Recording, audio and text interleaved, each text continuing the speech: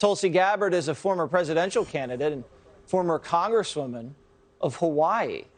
Tulsi, it is striking when you see Putin propaganda and you line it up against Biden propaganda.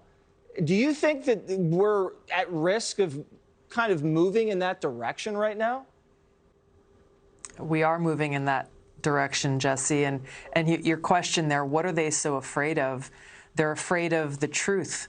They're afraid of even a single voice coming out as challenging the power elite, questioning them, daring to hold a dissenting view. And they're afraid because their arguments are so weak that they know they will not withstand the light of the truth. And this is why we're seeing not only still most of the mainstream media very vigorously defending and pushing the Biden propaganda.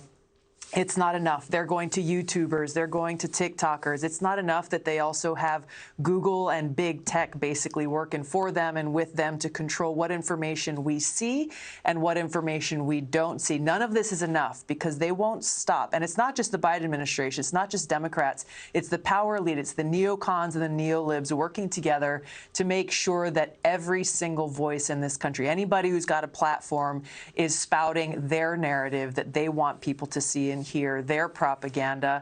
And this is what's so dangerous about the place that we're in right now as a country, where this idea, this principle, this foundation of freedom of speech, freedom of expression is directly under threat and under attack. And you're right, it's not so different. What's happening here is not so different from what we're seeing happening in Russia, where you've got state TV and controlled messaging across the board. This is where we're at. It worked so well for them during COVID. If you questioned anything, they wanted to knock you off social media. They wanted to get you in trouble because you were seen as a danger to other people. And now they're trying the same playbook with the war in Ukraine. If you ask any questions, if you say, hey, maybe the no-fly zone is not such a great idea, or express any sort of reservation about launching into a land war in Asia, that's now something we're not even allowed to debate. Do you think that really shows how weak their arguments are? Because if you're confident in your argument, you know, hey, let's hash it out. We're Americans. Let's debate this.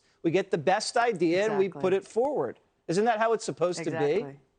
That's exactly what our founders had in mind for this country, is the strength of this public discourse, the town square, people being able to argue and debate and actually air their ideas and their views, and maybe finding, hey, there's strengths here, there's weaknesses here, let's come out with the best possible solution that best serves the interest of the American people and our country. They are afraid. They refuse to argue based on substance of one position versus another because of that weakness of their position. So instead of saying, okay, let's have a dialogue, let's have a debate and a discussion, they instead immediately resort to name-calling, smears, character assassination, silencing, and censorship. That is not who we are as America, and that it will undermine our democratic republic if it's allowed to continue. I agree. Well, the American people are not obstacles, all right? That's what they think we are. We're not obstacles.